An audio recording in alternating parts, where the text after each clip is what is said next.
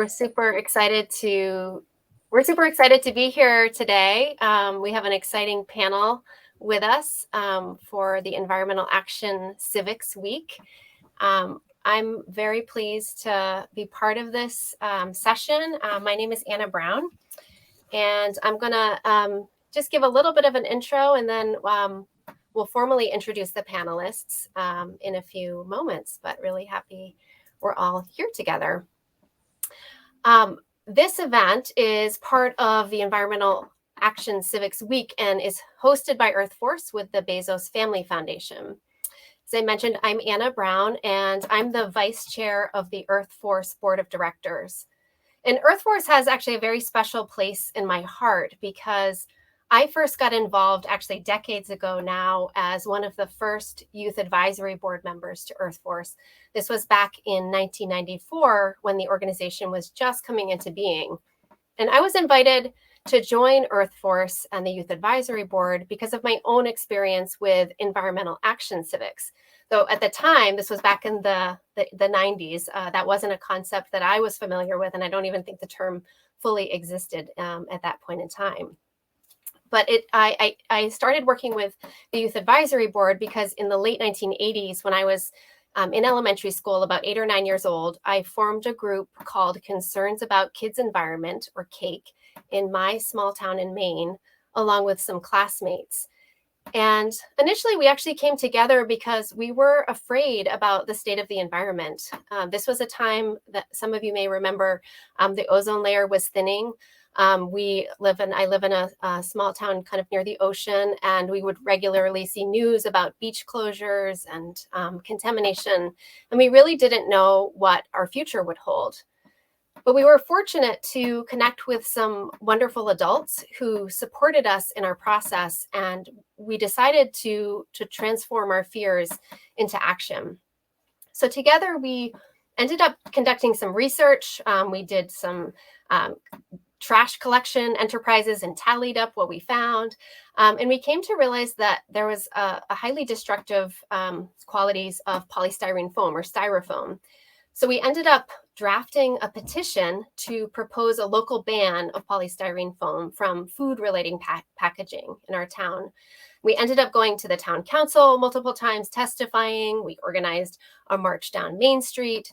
And all of this actually brought us head to head with the corporate lawyers from McDonald's. So if you can imagine 8 and 9 year olds in the local town hall with the lawyers from McDonald's, it was all very surprising. I think actually for probably more of the adults, this was sort of just what we were guided to in terms of the process. And we didn't really know what kind of lawyers folks were.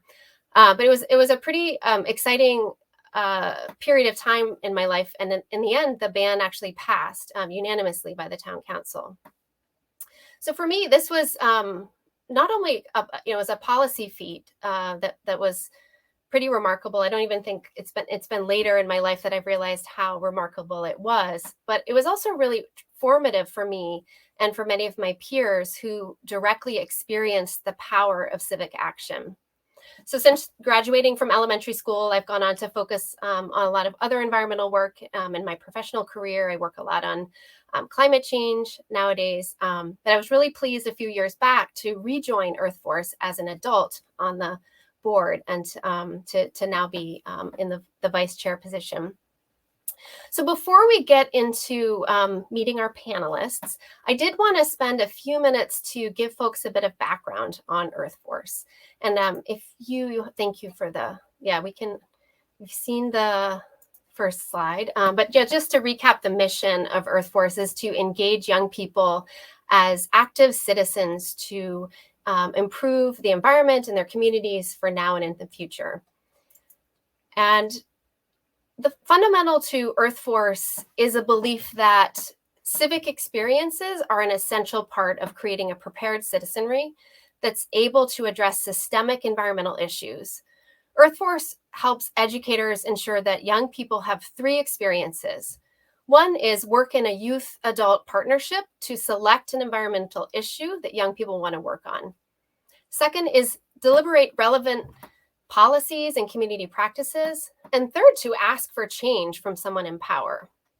And I wanted to walk through this briefly because these 3 experiences are critical to how we define environmental action civics, which is, of course, the focus of today and the focus of this week. If you could move to the next slide, please. So environmental action civics is an educational approach where young people work in partnerships with adults to identify a local environmental issue and engage with different members of the community, advocating for systemic changes to policies or practices. And a core tenet of environmental action civics is a commitment to prepare youth, especially those from historically overburdened and underserved communities, to engage in local environmental decision making. The Earth Force process provides a way to implement environmental action civics. So participants collect data to understand local environmental issues. Educators incorporate the experiences, knowledge, and perspectives of participants throughout their different lessons. And participants learn by doing, with a focus on engaging with power to create change. The multidisciplinary approach builds on the traditions of project-based learning, STEM education, and also environmental education. So how does Earth Force get young people to become environmental citizens? Well, drawing on 25 years of experience, we have created a tool, the Earth Force process, that combines the hands-on education that young people need to understand environmental issues with the civic experience they need to engage in civic decision-making. And we partner with schools and education organizations across the nation to incorporate the process into middle school classrooms. Together with our network of partners, we provide training, materials, and programming to middle school educators who turn their classrooms into civic laboratories where science is put to work, improving communities. And the result is young people who have experience solving environmental problems through civic means, and a commitment to continue to do that. So just a moment on why civic action and why middle school. Research actually tells us that young people develop their sense of civic efficacy between the ages of 10 and 14. If during that time we can get them to use civic action to solve problems, then civic action will become a tool of choice. Research has also found that this experience is durable, meaning that young people who have civic experiences will continue to use civic means to solve problems into adulthood. That certainly has been the case for me, and I think for many others. We also have some evaluation research that is quite compelling. Earth Force programs have been evaluated through the longest continuous evaluation program in environmental education that goes back to 1997. And the findings that have come out of that evaluative research show that students see there's a substantial increase among students in civic efficacy to the tune of 83%, in their ability to apply scientific knowledge to solve environmental problems, that was 77%, and in the motivation to act to solve community problems, and that is 88%. So I wanted to just give you this backdrop because the folks we're going to talk to in a moment are panelists, and you can actually, I think, drop the slides now. We're going to be talking about environmental action civics, and so eager to hear from folks. So we can bring up our three panelists. We have with us today Marilyn Lopez, who is a program officer at the Bezos Family Foundation. We have Louisa Koch, education director at NOAA, the National Oceanic and Atmospheric Administration, and Rochelle Dodge, who is program director at the Richard Reed Foundation. So thank you all for joining us. I'm really looking forward to our conversation today. I'm going to have each of the panelists give a short introduction, 1 or 2 minutes, to just help us understand who each of you are. And I was going to ask Marilyn if you could kick us off. Sure. Yeah. Good morning and good afternoon. My name is Marilyn Lopez, and I'm a program officer at the Bezos Family Foundation in Seattle, Washington. We're a private family foundation driven by a simple but ambitious vision, a world in which all young people reach their full potential and meaningfully contribute to society. So our grant making is focused on early learning and adolescence. And I have the great pleasure of stewarding our Action Civics portfolio, which seeks to provide all youth, but particularly Black, Latinx, and American Indian Alaska Native, with equitable access and meaningful exposure to civic learning and engagement opportunities. Prior to joining the foundation, I spent a decade working in the nonprofit sector, in direct service with youth at organizations such as Big Brothers Big Sisters, the Boys and Girls Club, and Rainier Scholars. Outside of work, I enjoy running, reading memoirs, and fielding every dinosaur question imaginable from my 6-year-old. So I'm very happy to be here in community with folks who care about our environmental legacy and are working in partnership with others who feel that same sense of urgency. So thank you. Thank you so much, Marilyn. I don't have any questions about dinosaurs today, but I might be able to come up with some. We are taking the long view, so maybe we'll pop something in. Louisa, would you give us a short intro, please? Yeah, thank you, Anna. I'm happy to be here. My name is Louisa Koch. I'm NOAA's Director of Education. And NOAA is a very exciting agency because we can predict the future. We collect a lot of data and run a lot of models. We have really smart scientists who are understanding and predicting changes in the weather and the climate and the ocean and the coasts. So we help people understand their environment, and we work to protect them from weather events like severe storms and climate events like drought, floods, extreme heat, wildfire. And we're also predicting ecosystem events like harmful algal blooms and jellyfish outbreaks, and really connecting people to the world around them with real-time information that they can use to better manage their lives and livelihoods. I live in Silver Spring, Maryland. I have worked at NOAA for a long time. Before that, I worked for the Office of Management and Budget and up on Capitol Hill for the U.S. Congress. I'm a mom and a wife and a gardener, and I'm really happy to be here today. Thanks so much, Louisa. Really appreciate that. Rochelle, would you give us a few minutes of intro? Sure. Hi, everybody. I am Rochelle Dodge. I'm the program director with the Richard Reed Foundation. We are a small private foundation that was started in 2015. And we support forward-thinking organizations that are looking to create better communities through outreach in areas of mental health, child health and development, community welfare, animal welfare, and environmental impact. So we truly believe that when communities come together to take care of each other and to take care of the planet, when they work as a team to tackle these kind of issues, that profound change can happen. So I've just been with the foundation a little over a year, but I'm really enjoying my role. I act as a liaison between our grantees and help them along the process from their initial contact with us through the grant delivery process. I do site visits with them, learn about the challenges they're seeing, what kind of solutions they can offer, and work hand in hand with them. I love what I do, and I love connecting our grantees with each other. Just last week here, I'm in Denver, Colorado, by the way.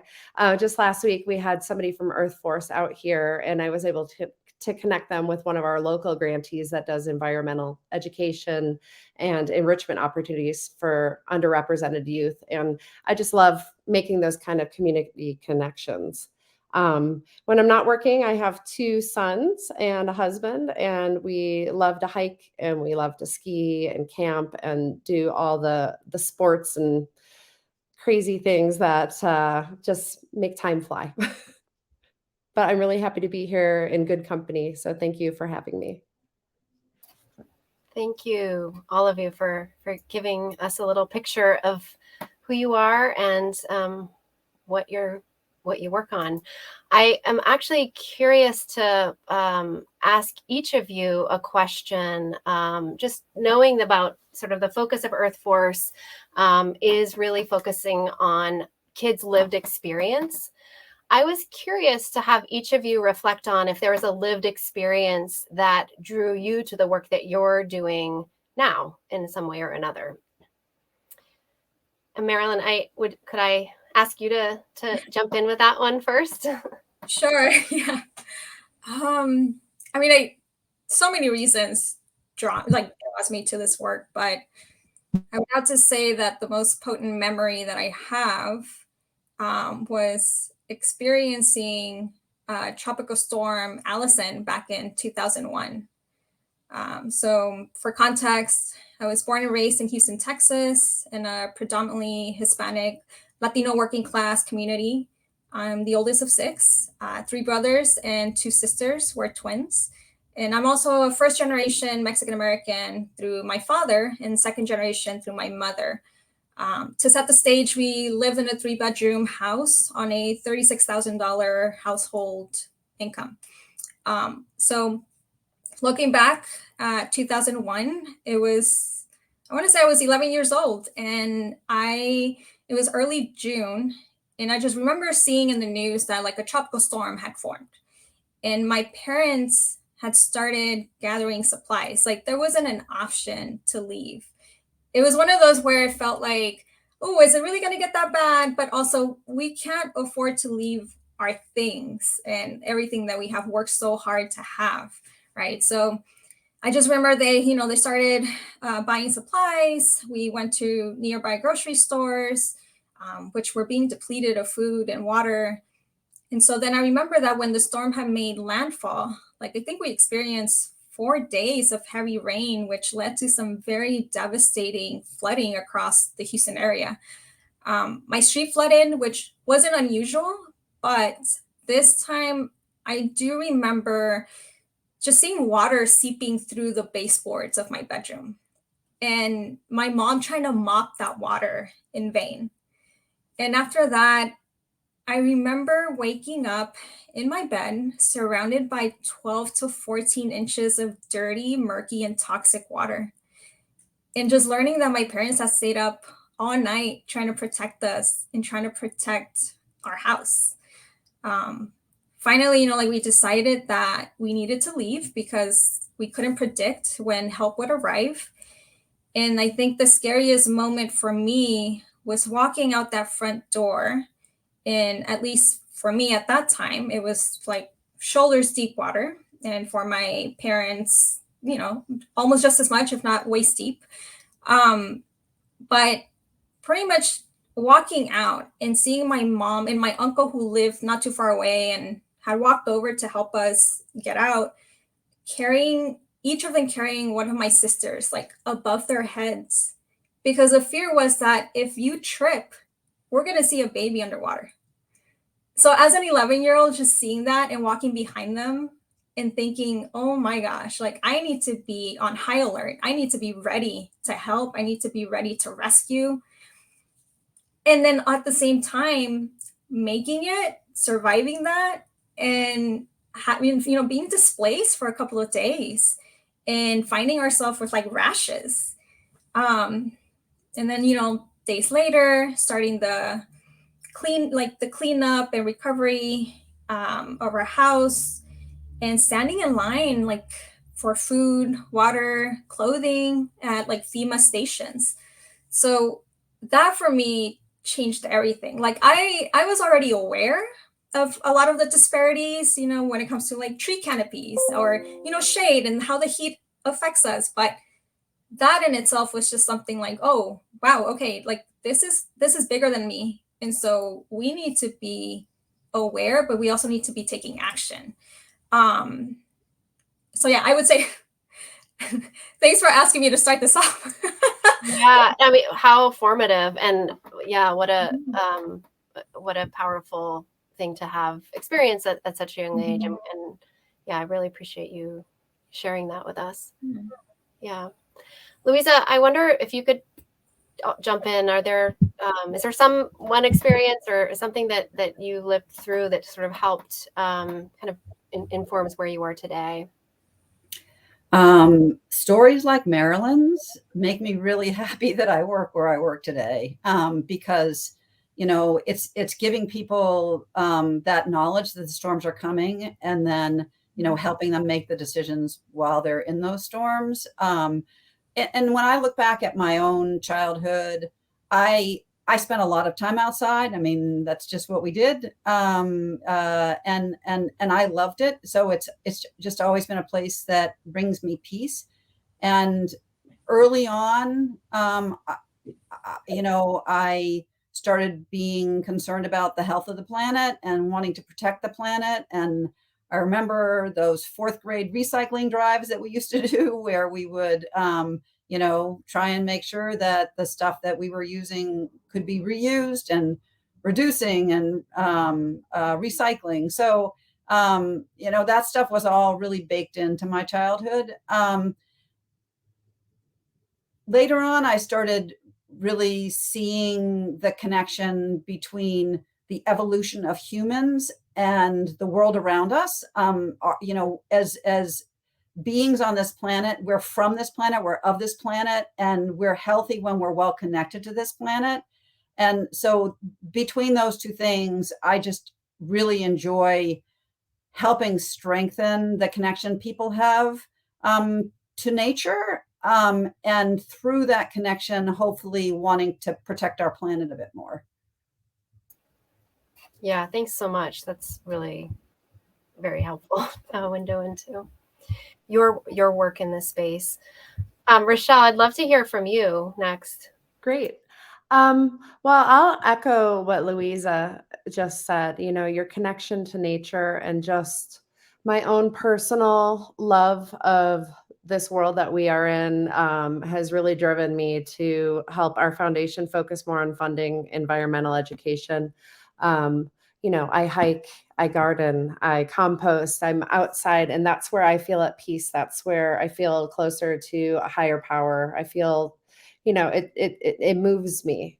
And, I was involved in volunteering from a very early age, first with church and then in youth groups and as a teenager. And I kind of got away from that in my 20s. I, sort of got a little pessimistic about where things were going with this planet, politically, environmentally. And I really feel like when I got involved with youth mentoring, it changed the trajectory of my life. I started mentoring a student, a 14-year-old, when I was 26 years old, I think, and just working with groups of kids and seeing their passion and their open-mindedness and their creativity towards problem solving. It honestly changed my life. My friends and I were, like I said, we were very pessimistic. Nobody wanted to have kids in our group. We were very much like, we're going down a path that we don't want to bring children along with us.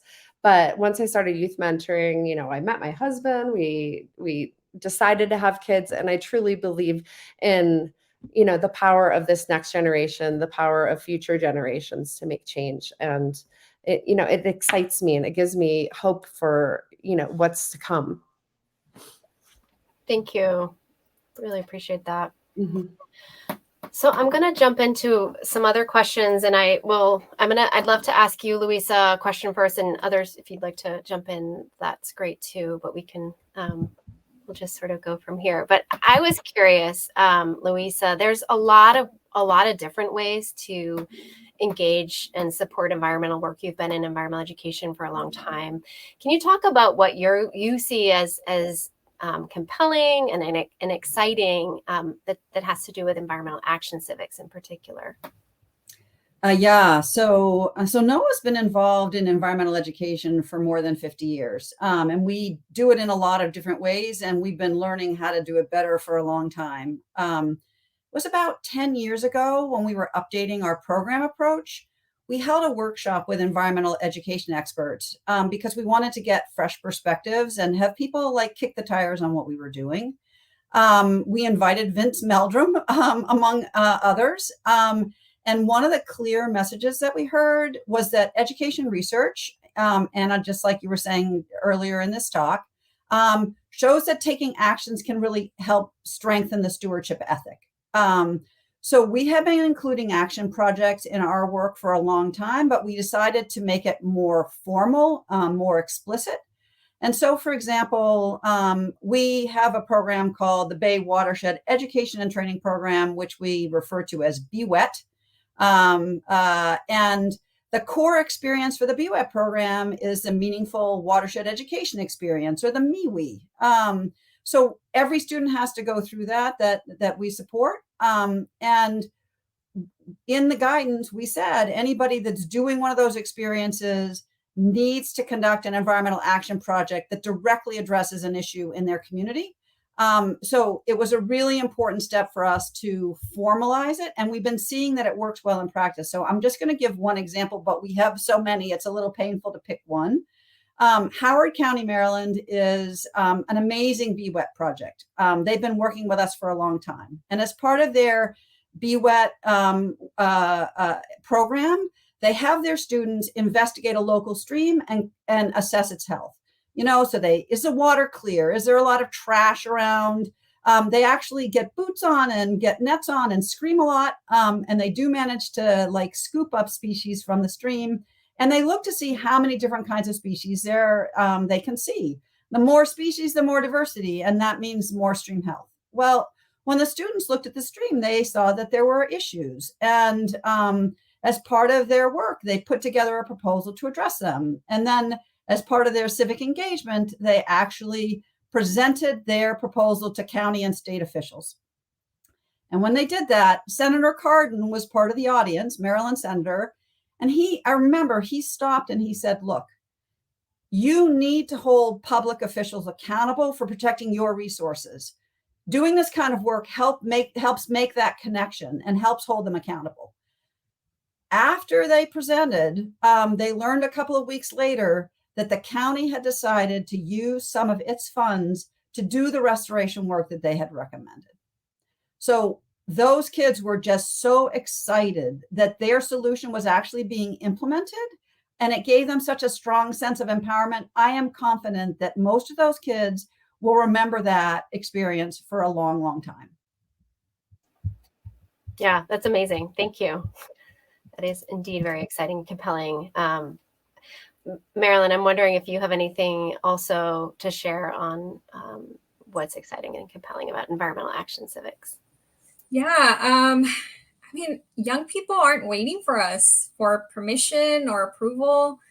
They see their communities in need and are actively and collectively working towards just and equitable solutions. And so, this is a promise of environmental action civics. Young people seeing a need, diving into research, power and resource mapping, strategizing for change, and then seeing that not only do they have influence, but they can mobilize their communities, their neighbors to affect change now. So that's what I find really exciting about this field right now. Yeah, indeed. It's really a lot happening. It's been really, it feels like the feet are being held to the fire a little bit more by young people, which is, I think, appropriate. Excellent. Thank you so much. And I did want to also share with the audience where I'm going to ask a few more questions to the panelists, but there will also be time if you have questions too. So feel free to pop them into a chat of whichever platform you're viewing on. But we will have a little space for that too. So not just yet, but get your wheels turning on questions you might want to ask. I wanted to ask Louisa, Rochelle, I had a question for you actually. And I was curious because you talked about how you've started off at Richard Reed just in the last year. So this has kind of been a newer space in philanthropy. And I know previously having been in philanthropy directly myself, there's a chance for lots of learning. It's a time we're really getting to engage with lots of amazing actors, potential grantees. I was curious to hear from you what you're seeing as the greatest need and where you would be keen to see more investment of dollars, and just sort of hearing a bit from, as somebody who's newer in the space, what you've been learning as part of this journey. Yeah. Well, I'm really new to environmental action civics. Earth Force first came on my radar about a year ago. We started an Earth Day Award with the Richard Reed Foundation.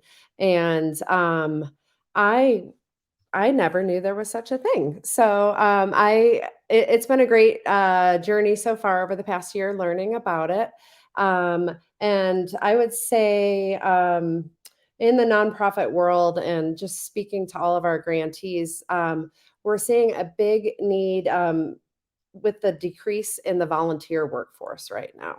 So we're hearing from a lot of people that they're having to spend money on salaries and hire people for positions and roles that were previously held by volunteers.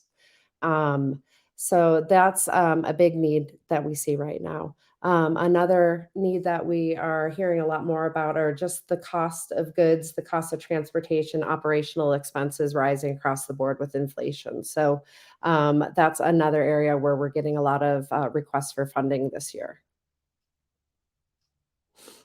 Thanks for that. I'm Mhm. curious, yeah, if Marilyn, if you have anything to add, or Louisa, on this question. Yeah, I think in addition to that, like I would want to draw attention to the importance of youth voice, also increasing access to culturally responsive experiential learning, and then also equipping educators with the tools and supports needed to facilitate meaningful civic learning. Great, thanks. Louisa, do you have anything you also want to add in terms of what you're seeing as greatest needs, where we need to be putting dollars? Yeah, well, first of all, I absolutely agree with your thought that grantees have a lot of great ideas, and we definitely listen to them and hear lots of really important things from them. I'd say in the last couple of years, one of the loudest messages is that people want climate education incorporated into the various kinds of education that we're doing. And we're hearing that from students, we're hearing it from educators and researchers and policymakers. So really broad message. They don't just want the science of climate change. They want the social, political, economic, environmental justice elements. So to really connect it with people's lives in ways that are important to them. We don't just want to teach about climate change. We really want to teach about resilient communities, because what we hear is that if you just talk about the gloom and doom, they're going to have a reaction like Rochelle talked about, like, I don't want to do this. I don't want to hear about this. I'm just going to shut my eyes and block my ears and go worry about things that are a little bit less painful. And so really trying to educate about solutions to climate change, understand how they're implemented, engage people in actually taking action to reduce climate change. And we've also heard that community partnerships are really important, making it real within the community. I love what Marilyn said about youth voice, and connecting that in ways. And also, particularly in schools, having established environmental education leaders, it's somebody in the school who's activating for that, can really be helpful to make things have a bigger impact. Thank you. Really helpful, really insightful. I think we have within the audience folks who have been doing work in philanthropy for a while. We have other types of non-funders as well. So I think it's really valuable to hear from you all kind of what you're seeing as trends in terms of needs. I'm going to switch gears and kind of go to a question for each of you that is sort of syncs up with the theme of this panel, which is women funders in environmental action civics. I am curious what each of you have in terms of thoughts on the importance of women, but I'd also expand that to other underrepresented groups as leaders in environmental action civics. Marilyn, I wonder if I could ask you to kick us off on this question. Yeah, intersectionality, it needs to be an important element of environmental activism. And this is something that young people know. So it's more of like us having to catch up if we want to be true allies. And then, even thinking about just 2 years ago, like the EPA released a report stating that people of color, but specifically Black and Latinx, regardless of where they live or how much they earn, they're exposed to much more pollutants at higher rates. So it's just thinking about all of the overlapping identities within these communities that they need to be front and center in this conversation.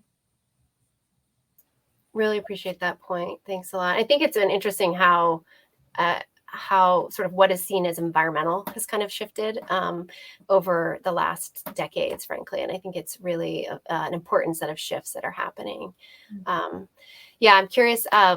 Louisa, do you have thoughts on this? Curious for your take on the importance of women and underrepresented groups in environmental action civics as leaders? Yeah, we've been putting a strong emphasis on having members of the community actually involved in the projects. And a lot of the communities that are affected are communities of color. And so I think it's so important to have people in leadership positions who look like the people that they're working with.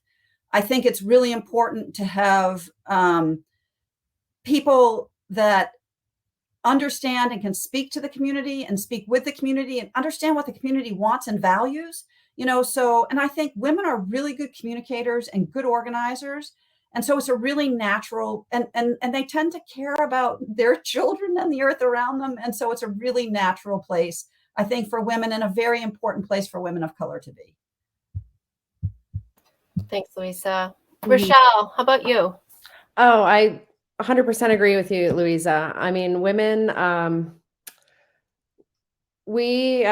feel like in general, we're drawn to careers that provide us with a sense that we're making a greater contribution to this world, to this planet, to future generations. I know for myself, I stayed at home with my kids for several years, and really the only thing that lured me back into the world of business was that I wanted to make a difference. And I wanted to, show my kids that, seemingly small things can make a big ripple effect change. And, that work-life balance, that contribution to the greater good, that's more enticing than necessarily, a big salary. So I 100% agree that women are leading this charge. And I also echo what you said, Marilyn, about representing all. And it's so important for people to feel included and have us, and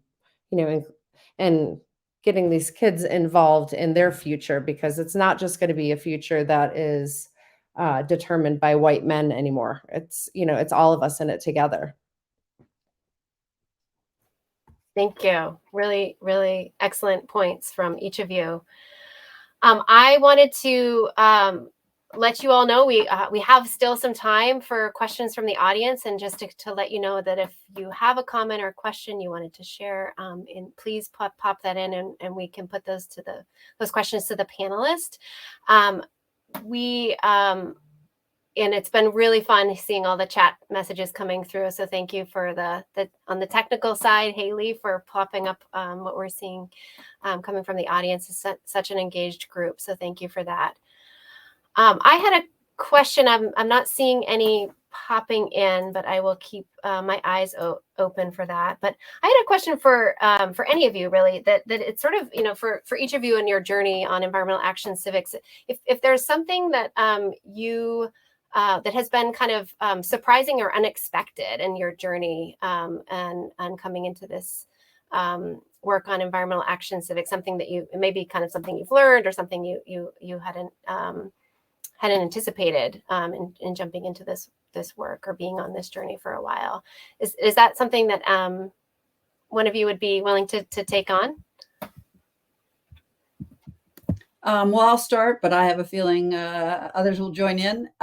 So Marilyn said that the youth aren't waiting; they're jumping in and doing. And it is just so rewarding to see that. And we're seeing it, and we're giving them the opportunity, but the youth are really the ones that have to come in with what it is they want to do and how they want to do it. And so it's been sometimes astonishing how willing they are, how creative they are, and how observant they are, and how willing they are to actually charge in and try things, and life is, it's got to be an experiment, because you just have to keep learning and going. And I love watching it all happen. Excellent. If anyone else you want to jump in, Marilyn? Yeah, I think something that I have found surprising is, given everything that we're seeing, I think like the ramifications of just like natural disasters and how that's impacting community, there's very little funding in this field. And so this is more or less a call to action to other funders to really start digging into environmental action civics. But like you said, Louisa, young people are in this movement. They're on the ground fighting for this, and yet like the money isn't trickling in. I concur with that very much. I work a lot on also sort of the impact side of climate change, and I would agree that it's sort of both environmental action civics. It's sort of what do we mean by environment, and what do we mean by education? I think has been trends sort of in certain directions like STEM and all really important work, but definitely some limitations. Especially at the grassroots and small nonprofit level. Yeah, and Rochelle, I don't know if you want to jump in on that, and there's another question that's come in from the audience that I wanted to ask, but if you have any comments on. Oh, sure. I would just say that, being new to environmental action civics has really opened my eyes to how much is actually being done here on a local level where I live. And it gives me hope. And I know that a lot of it is youth, or I guess the kids have started it, but older generations are falling in line too and following the lead of the youth. And I love to see that youth can be leaders in that way. I know that during the pandemic, when restaurants were doing takeout only, there was a group of kids here locally that petitioned the city to not have plasticware included in every single takeout order. And they actually banned plasticware because of these kids and what they were doing. And now we have sustainable neighborhood groups popping up where youth are working with their elderly neighbors and educating on bee safe gardening and composting and getting more sustainable practices for living in general. So I mean, that's something that really excites me and makes me look forward to what else will be coming down the line with these kids as leaders. Yeah, thanks a lot. Well, great. It's always surprising this work, so it's nice to hear a little examples from your work. I wanted to turn to a question that's come in from a participant, and it's actually up on the screen. But Jennifer Melville is asking, and hi Jennifer, nice to see your name up here. Wanted to ask whether there are ways that grant makers at any of your institutions are rethinking, shifting away from more top-down, power-dominated philanthropy towards trust-based giving, or anything sort of within that realm. And there's a couple of examples popped up around, for example, longer-term grants, shifting sort of paperwork requirements. Are these things that are coming up in any of your institutions, or in what are you hearing, and are there practice shifts that you're seeing or doing? Yeah, at the Bezos Family Foundation, so every 2 years we've done a grantee perception survey, and we just completed the most recent one last year. And I mean, like, it is an all staff effort in not only analyzing the feedback, but then also creating just like projects, like committees around, okay, what are some things that we can refine or do better in terms of our grant making approaches. And so we've been working on easing our grant making processes and systems. Also, we take the lead of our partners. They are the experts. We are not. We are literally sitting up here and they are on the ground doing this every single day. And so we are we are letting them lead, and, we're learning, and anywhere that we can do to just listen and identify, okay, what are some gaps, what are other resources that we can provide. But yeah, certainly it takes trust and it takes listening. Neither of which happens quickly, I would say, or both of those things. Yeah, Louisa, do you have a thought or response on this one? Yeah, thanks, Anna. We're just doing a lot of, I think, pretty small, but hopefully important changes. So, for example, we're now paying reviewers. And because we're paying reviewers, we can reach out to community organizations that might not have the ability to have their staff involved without being compensated. And so we're seeking out diverse representatives, community representatives, to help us review our proposals. And we're doing it purposefully so that we're picking reviewers from organizations that are interested in being more competitive. So not only are we getting the perspective of those individuals on our proposal review, but they're actually learning a lot about what makes a good proposal. So that's really important. We also figured out that a lot of communities don't have the wherewithal to actually submit a proposal, but we're requiring that the proposers explicitly identify the community representatives and compensate them within the proposals, so that there's a clear community voice participating in the project. We also do things when we hold meetings. We'll compensate participation in meetings so that more people can learn. Obviously, language translation is an important element. Even buying food from local businesses rather than more chains, which are easier to do if you're doing listening sessions in different areas. And they're small things, but they support the community, and they connect with the community, and they help spread the word within the community. Thanks a lot. There seems to be a lot of excitement coming from the audience, because we have a lot of questions and comments coming in. So I'm going to jump to another one, unless Rochelle, sorry, you had any thing to add on that one. And I think this is partly, I would say it's a question and maybe also a comment that is kind of acknowledging the disconnect that, there is a need for systemic change in many ways, in terms of education, in terms of sort of confronting some major, some would say, wicked problems that we face as a society. And yet there's not so much funding available for supporting students and educators to learn skills for systems thinking. Just curious from any of you who might be open to taking this, if you have thoughts on ways to increase awareness and funding for systems and systems thinking skills, if that's coming up in even in your peer circles, you're seeing that in your own institutions, or kind of sort of in trends in philanthropy and funding. Not sure if anybody has a thought on this, on how do we increase or sort of shift the orientation in some ways, or expand the orientation for systems thinking skills. Yeah, so I'll give a few thoughts on that. So systems thinking is really important for NOAA. I mean, because weather systems, the Earth system, like focusing on the system and the different parts of the system, and humans as a part of that system, is really fundamental to the way we do things. About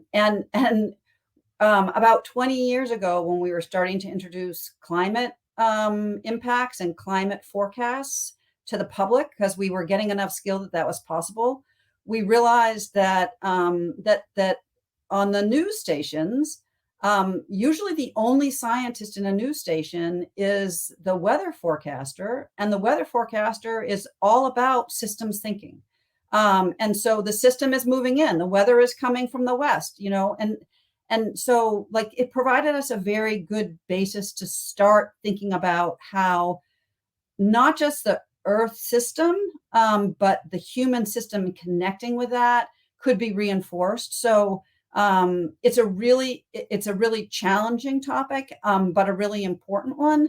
And I think, civics is the political process for engaging in the political system, and connecting changes in the Earth system with changes in the political system is really where we're going to make progress.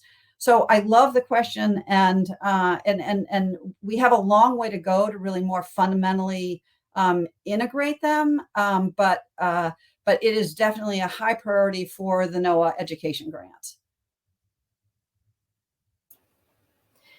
Thanks, Louisa.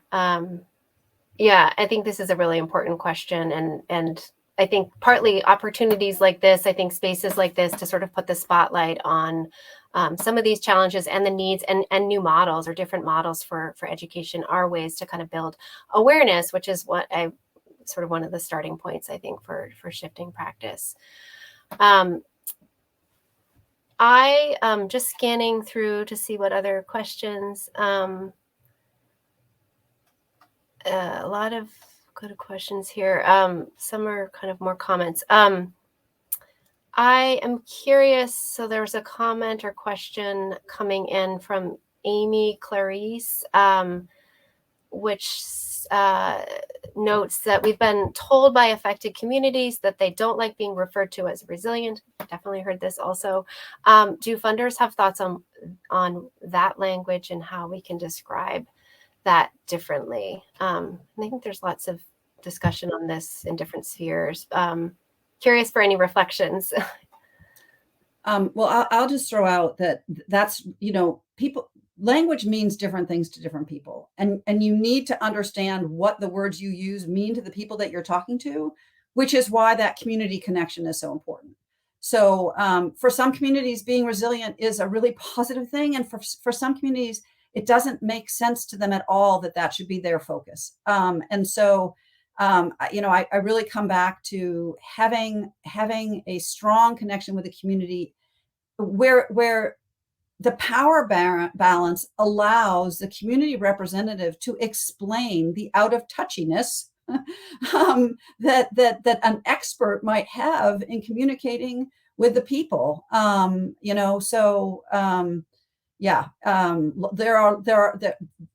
words are evolving very quickly, and it's really and they're evolving different ways with different groups. And so really being able to have the conversation about what words mean with the group that you're working with is so important. I would agree. I mean, I would say, language matters, right? And I think part of the criticism and frustration is that we are not putting the onus on the systems of oppression that are causing us to be resilient.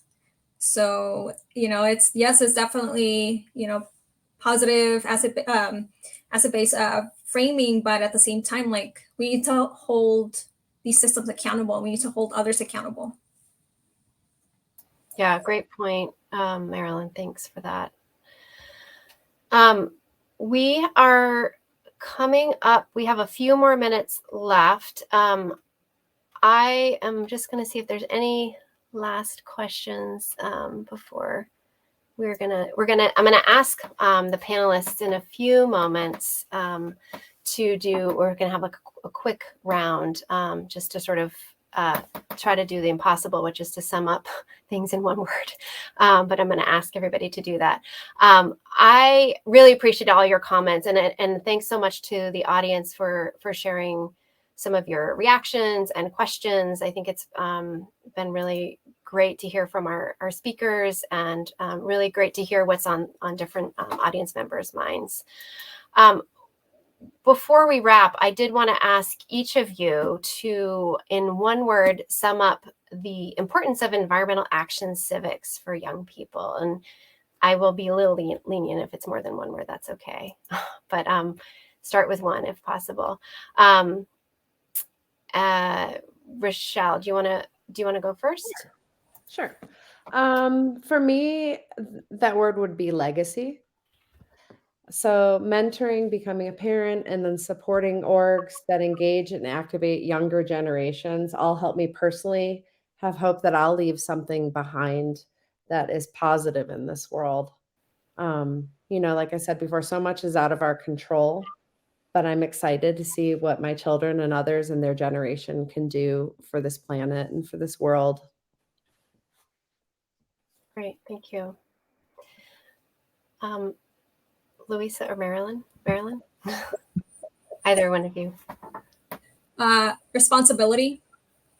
That's something that I just always think about. What is our responsibility to others outside of ourselves? Thank you. For me, it's empowerment. I think that young people today are facing a lot of environmental challenges that they didn't have anything to do with creating. And yet they're going to have to figure out solutions. And I think it's actually going to be, the next couple of decades are going to be incredibly exciting, because people are going to come up with creative solutions. There's all this algal mass that's hitting the coast of Florida. And people are, it rots, it stinks, it's terrible for tourists, nobody wants it there, but what do you do with it? You can rake it up and bulldoze it and, carry it away. But people are actually experimenting with collecting it and sinking it into the very cold waters and using it as a carbon sink. So it would remove it from the beaches, and it would keep it in its natural environment where it can add nutrition. And before it actually biodegrades, it will actually be doing a service for humanity and replacing some of that carbon, that we need to sequester. So I just feel like empowering young people to use their creativity to help identify solutions, and making them the better leaders of the future, and allowing them to learn how to make better decisions than the ones that my generation made is an honor. Thank you, each of you. Really great closing notes. I think we've covered a lot. I think I'm trying to think if I want to add my word in, and I think I sort of do, which is building on some of your points, which is sort of long, like we're part of a long time horizon, and I think it's easy to forget that we are in this existential crisis around climate change, I would say, but there's been a lot of other disasters and crises that have affected people in this land for a long time. And I think I think of some of the folks I've learned a bit from around thinking about how to be a good ancestor. How do we contribute now for the future? And I think part of that is really investing in our youth, and environmental action civics is a way, a set of processes to help connect and engage power structures, and that are, have created some of the problems we face today. Really appreciate each of you joining us, sharing so openly some of your own experiences. I think it's really refreshing to hear just even a little bit about your lived experiences. We don't always get that in talks and lectures. So thank you, Marilyn and Rochelle and Louisa, for all of your candor and presence here. I did want to also thank the panelists, the participants rather. We had a great group of folks joining, and really appreciated the comments and the questions and the energy, really, that we could sort of feel even through our computer screen. So we're not here all together in person, but really can get a little bit of a taste of folks participating. I also wanted to just put up, there's, I think, one more slide I wanted to flag. Thank you so much, Haley. Just a reminder that this is Monday. This is Environmental Action Civics Week, and there's a lot of other events that you can learn about if you go to the earthforce.org website and /EAC week. Really appreciate everybody joining. Consider joining other events. And again, really want to thank everybody here. Thank all the behind the scenes people who've been popping in the questions and moderating the technology, Lieb and Haley in particular, but I know there's others who've done a lot to get us here. So thank you very much. I really appreciate it, and hope you all have a great rest of your Monday and week. And I just saw the Layla Saeed comment flash up, but I couldn't read it properly. Yeah. She also has a lot of great thoughts. Excellent. Well, thank you so much, everybody. Go off and do your whatever's next in your day, lunch or breaks or other meetings. Thank you, Earth Force. Thank you, Bezos Family Foundation. And thank you, everybody.